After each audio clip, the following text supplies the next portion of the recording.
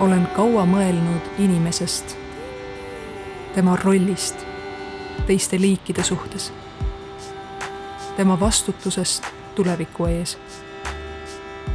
Mida inimeseks olemine üldse tähendab ja mis on see, mis lasub pealispinna all? Mis on see, mis on peidus loomelugudes, loomislauludes, maailma alguses? Kas oleme veel need inimesed, kes on kasvanud maast?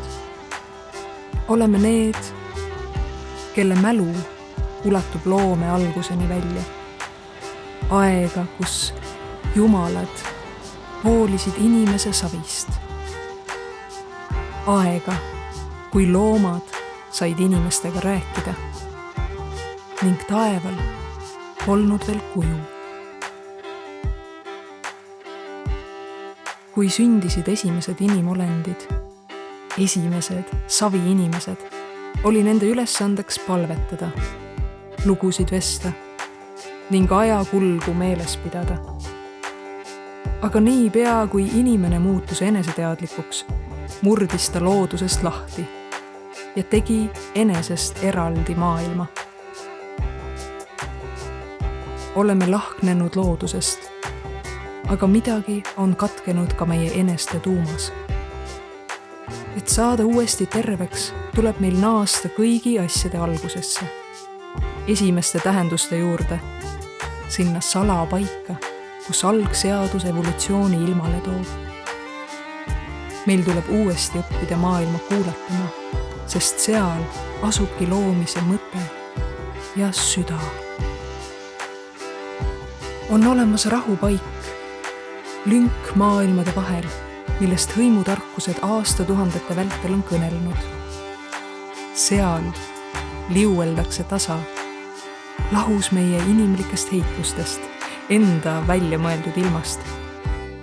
Kui püsime piisavalt paigal, oleme piisavalt vagusi, siis saame siseneda sealseisse mõistatuisse. Jõuame vaimude koju.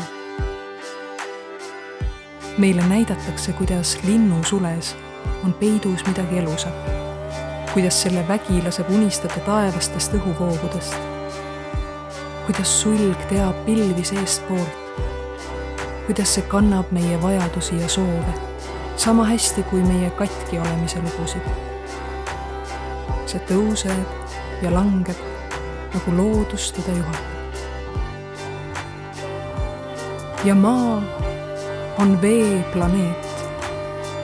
See on soolaste ookeanide, pilvemetsade, maa-aluste lätete ja väänlevate jõgede maailm.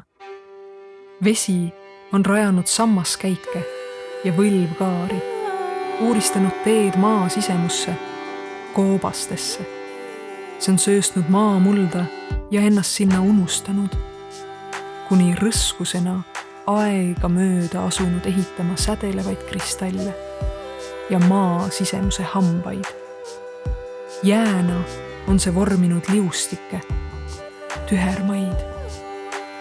Ja kuhu iganes liigub vesi, sinna järgneb ka elu. On ilmne, et oleme astunud tagasi leppeist, mis kunagi inimeste ning maa ja loomade vahel sõlmitud. Ja on samuti ilmne, et tänasel päeval leidub palju neid, kes tahavad need kokkulepped taastada, tajuda maad, tunda, et oleme loodusega üks, lausuda loitse, laulda liha luudele tagasi. Nii saavad me sisemised paigad täidetud. Loomad ja esivanemad leiavad nüüd koha me eneste ihus, me nahal, me veres. Mustad öötaevad, mis keerlevad meil kohal, asuvad elama me koljusse. Meid, kes me nii kergesti kasvame maailmast lahku, kantakse nii viisi tagasi meid ümbritseva elu otsatu varamu juurde. Nii kogeme oma sisimat sugulust, sügavaimat koju jõudmist. Maailma hääled kõlevad vastu igas meie teos. Samamoodi nagu päritud DNA kulgeb alati me veres. Need hääled toovad meid tagasi, me eneste juurde. näitavad meile suunda edasiste lahendusteni. Ja siis saame aru, et muu ei loe.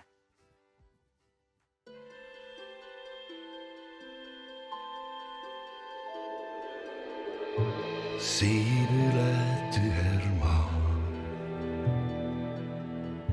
päiksekiire mürinoor aknast välja kiigata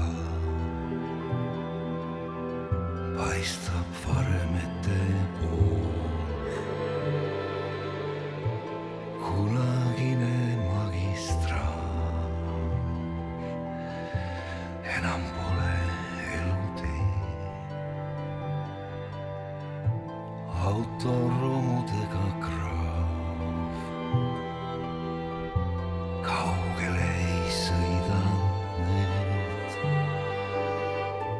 Keegi oma soojad käed sulle õlgadele sääb. Selge kõik on korraga, muu ei loe. Õiemeega kruusistee lahke suudlus tilluke annab tunde südamel